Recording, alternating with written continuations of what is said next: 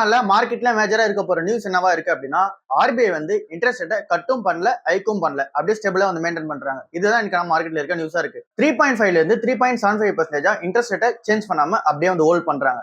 பின்னாடி இருக்க ரீசன் என்ன அப்படின்னா, இங்க என்னதான் இன்ஃபிளேஷன் வந்து ஏறினாலும், அதாவது உலக லெவல்ல இன்ஃபிளேஷன் வந்து எலவேட்டடா இருந்தாலும், குளோபல் எனர்ஜி பிரைசஸ், அதாவது நம்மளோட அந்த ஆயில் பிரைசஸ் எல்லாம் தெரியும்.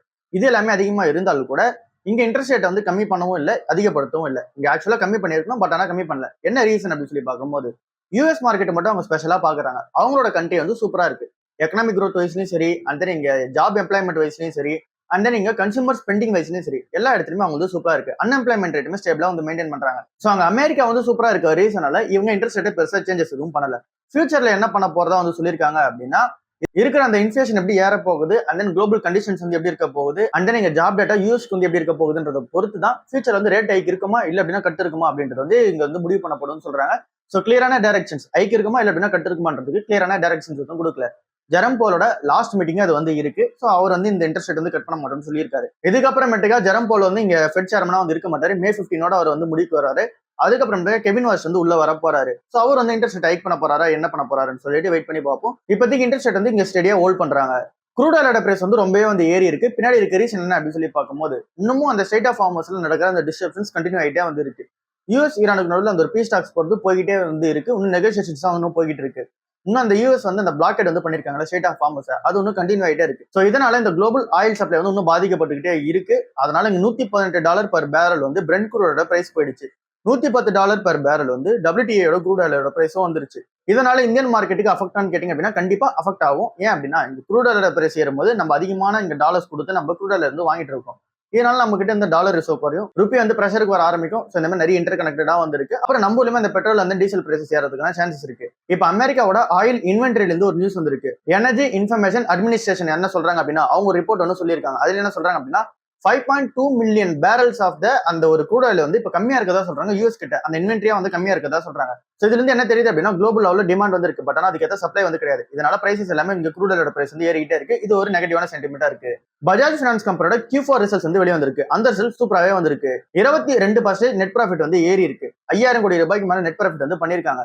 நெட் இன்ட்ரெஸ்ட் இன்கமுமே சூப்பரா ஏறி இருக்கு. 20% மேல வந்து ஏறி இருக்கு. 11,000 கோடி ரூபாய்க்கு மேல நெட் இன்ட்ரெஸ்ட் இன்கம் வந்து ஜெனரேட் பண்ணிருக்காங்க. நியூலானா இந்த ஒரு Q4 வந்து பார்க்கும்போது 12 மில்லியனுக்கு மேல வந்து கொடுத்திருக்காங்க. இதுவுமே அப்பா இருக்கு. அடுத்ததான் இங்க ஃபுல் பினான்சியல் 2026 தான் நம்ம லோன்ஸ் பார்த்தாலுமே 52 மில்லியனுக்கு மேல வந்திருக்கு. இதுவுமே அப்பா இருக்கு. டோட்டல் அசெட் அண்டர் மேனேஜ்மெண்ட் வந்து 5.09 lakh crore வந்து கிராஸ் பண்ணிருக்கு. இது 20% மேல வந்து அப்பா இருக்கு. அசெட் குவாலிட்டி வைஸ் பார்க்கும்போது கிராஸ் என்பி வந்து கொஞ்சம் வந்து ஏறி இருக்கு. போன வருஷம் வந்து 0.96% அப்படின்னா இப்போ 1% கிட்ட வந்து இருக்காங்க. 0.04% வந்து ஏறி இருக்கு. இது ஒரு நெகட்டிவான சைனா இருக்கு. பட் ஆனா நெட் என்பிஏ வந்து 0.44% இருந்து 0.41% வந்து குறைஞ்சிருக்கு. இந்த கம்பெனி டிவிடெண்டா ₹6 வந்து அனௌன்ஸ்மெண்ட் வந்து பண்ணிருக்காங்க. இதுக்கான ரெக்கார்ட் டேட்டா ஜூன் 30 அன்னைக்கு வச்சிருக்காங்க. சோ இது இந்த கம்பெனியோட Q4 ரிசல்ட்ஸ் நல்லா இருக்குது தெரியுது. இந்த கம்பெனியோட பினான்சியல் 2027 கைடன்ஸும் கொடுத்திருக்காங்க. அப்புறம் ஆர்டிஃபிஷியல் இன்டெலிஜென்ஸ் எங்களோட பஜாஜ் ஃபினான்ஸ்க்கு எப்படி யூஸ் ஆகுது அப்படின்னு சொல்லியிருக்காங்க. சோ இதை பத்தி டீடைலா வந்து பார்ப்போம். இங்க பஜாஜ் ஃபினான்ஸ் வந்து இங்க ஏஐ வந்து யூஸ் பண்ண ஆரம்பிச்சிருக்காங்க. இதனால பினான்சியல் 2027 ஃபுல் பெனிஃபிட் வந்து அடைவோம் அப்படின்னு சொல்றாங்க. பினான்சியல் 2026 எங்களுக்கு வந்து பெனிஃபிட்டா தான் இருக்கு அப்படின்னு சொல்றாங்க.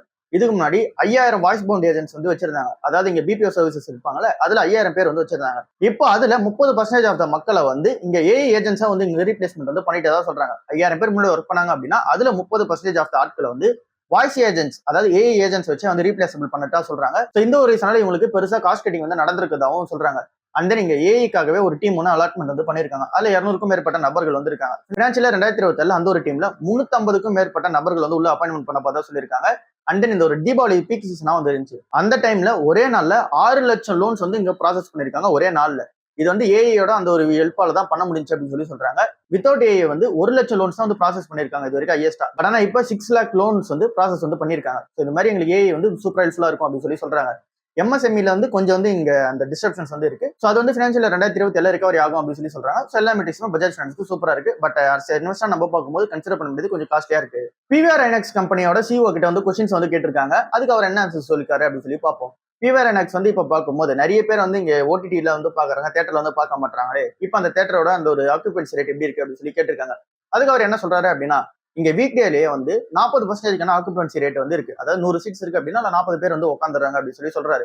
இதுக்கு முன்னாடி வந்து அது 28 to 29% இருந்துச்சு. பட் ஆனா இப்ப 40% வந்து இருக்கு.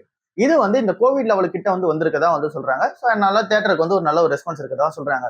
இப்போ வந்து ரீசெண்டா சக்சஸ் ஆச்சு. இந்த துராந்தர் படம் வந்து சக்சஸ் ஆச்சு. ஸோ இது வந்து 1400 கோடி ரூபாய்க்கான பாக்ஸ் ஆஃபீஸ் வந்து கிரியேட் பண்ணுச்சு. இதனால பிவிஆர் ஐநாக்ஸ்க்கு நிறைய பேர் வந்து உள்ள வந்ததா வந்து சொல்றாங்க. இதை தாண்டி பாலிவுட், ஹாலிவுட்ல நிறைய ரிலீசஸ் வந்து நடந்துச்சு. அதுல இந்த மாதிரி ரெவன்யூ வந்து ஜென்ரேட் ஆயிருக்கு. இப்ப தீபாவளி டைம்ல பீக்கா வந்திருக்கும், அந்த டைம்ல எங்களுக்கு வந்து ரெவன்யூ ஜென்ரேட் ஆகும் அப்படின்னு சொல்றாங்க.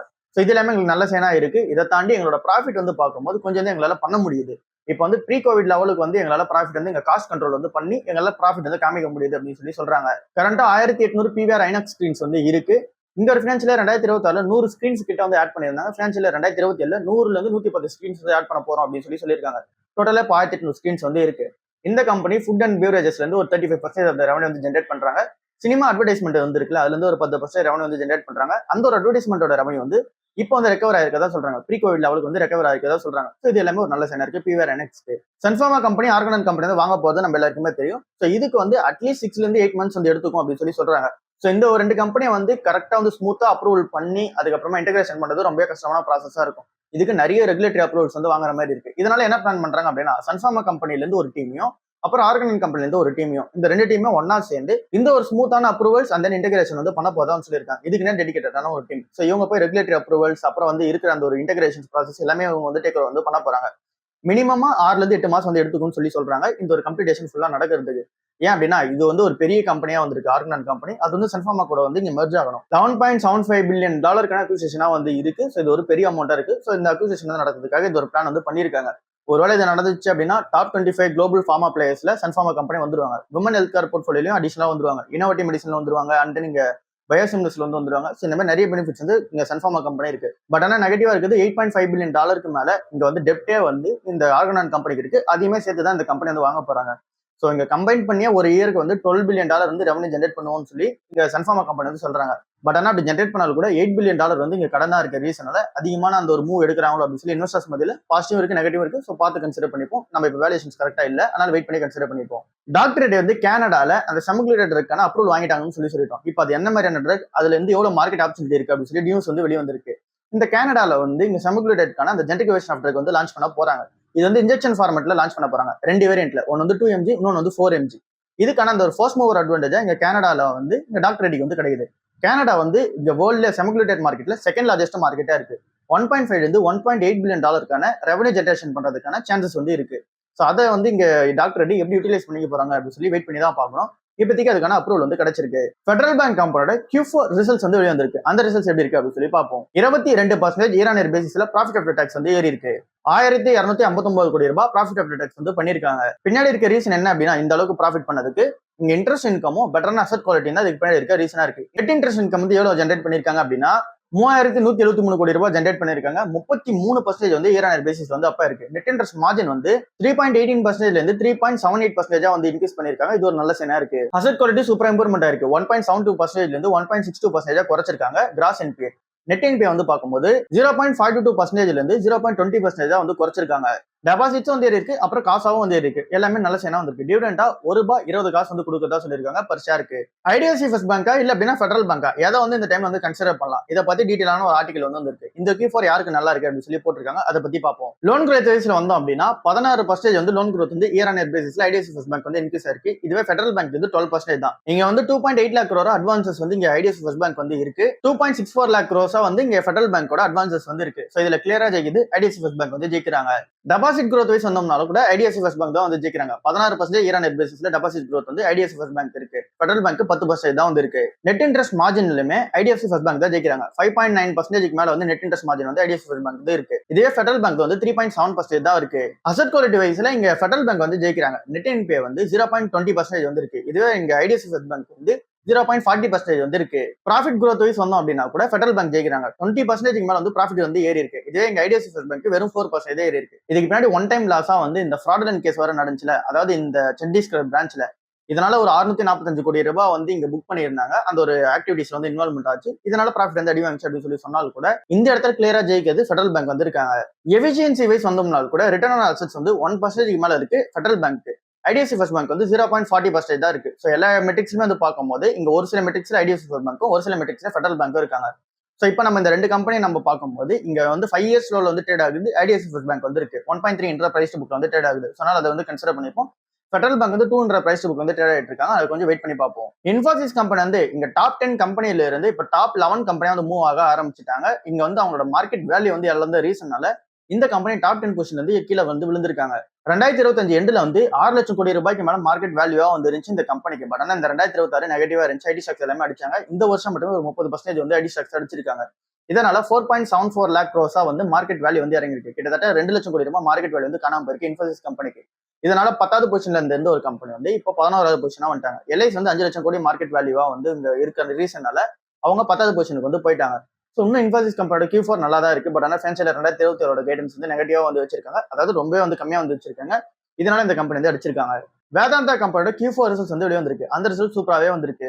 நெட் ப்ராஃபிட் வந்து இயர் ஆன் இயர் பேசிஸ்ல 80%, and then quarter and quarter பேசிஸ்ல 20% வந்து ஏறி இருக்கு. 9,000 கோடி ரூபாய்க்கு மேல நெட் ப்ராஃபிட் வந்து காமிச்சிருக்காங்க. ரெவன்யூ வந்து பார்க்கும்போது 51,000 கோடி ரூபாய்க்கு மேல ரெவன்யூ வந்து பண்ணிருக்காங்க. இதுவுமே இயர் ஆன் இயர் பேசிஸ் வந்து ஏறி இருக்கு. எபிட்டா வந்து 59% ஏறி 18,000 கோடி ரூபாய்க்கு வந்து பண்ணிருக்காங்க. கம்பெனியோட நெட் டெப்ட் டு எபிட்டா வந்து பார்க்கும்போது இம்ப்ரூவ்மெண்ட் வந்து இருக்கு. 0.95 வந்து இருக்கு. 14 குவார்டர்ஸ்ல இல்லாத அளவுக்கு பெஸ்டா வந்து கொடுத்திருக்காங்க. டிவிடெண்டுமே ஒரு 11 ரூபாய் அனௌன்ஸ்மெண்ட் வந்து பண்ணிருக்காங்க. ஸோ இங்க வந்து ஜிங்க், அலுமினியம், அயன் ஓர் இது எல்லாத்துலயுமே நல்ல ஒரு ரிசல்ட்ஸ் வந்து வந்திருக்கு இந்த ஒரு கம்பெனிக்கு. காக்னிசன்ட் கம்பெனி என்ன பிளான் பண்றாங்க அப்படின்னா 4,000 பேர் வந்து ஜாப் கட் பண்ண போதா சொல்லியிருக்காங்க. இது உங்களோட டோட்டல் அந்த ஒர்க் ஃபோர்ஸ்ல 1% மக்களா வந்திருக்காங்க. அவங்க வந்து வெளியே அனுப்பதா சொல்லியிருக்காங்க. பின்னாடி இருக்கிற ரீசன் வந்து ஆப்வியஸ்லி ஏஐ தான் வந்து இருக்கு.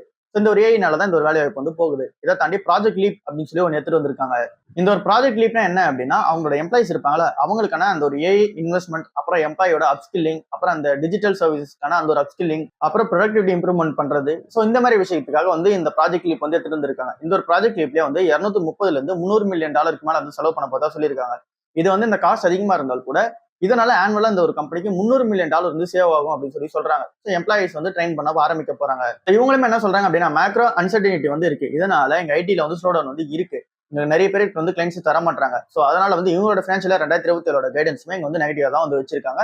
டாடா சன்ஸை வந்து இங்க லிஸ்ட் பண்ணலாமா வேணாவா, பிரைவேட்டாவே இருக்கலாமா இல்ல அப்படின்னா பப்ளிக்கு போலாமா, அதுக்கு அடுத்ததா என் சந்திரசேகர் வந்து இப்ப வந்து அவங்களோட டேர்ம் வந்து முடிய போகுது. அதுக்கப்புறமா அவரை வந்து வைக்கலாமா இல்ல அப்படின்னா வேற ஆட்கள் வந்து உள்ள போடலாமா.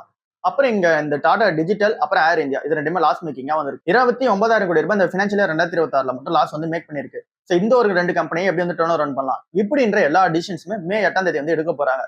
அன்னைக்கான நாள்ல டாடா ட்ரஸ்டோட அந்த ஒரு போர்டு மீட்டிங் வந்து நடக்க போது எல்லாருமே அது ஒண்ணு கூட போறாங்க.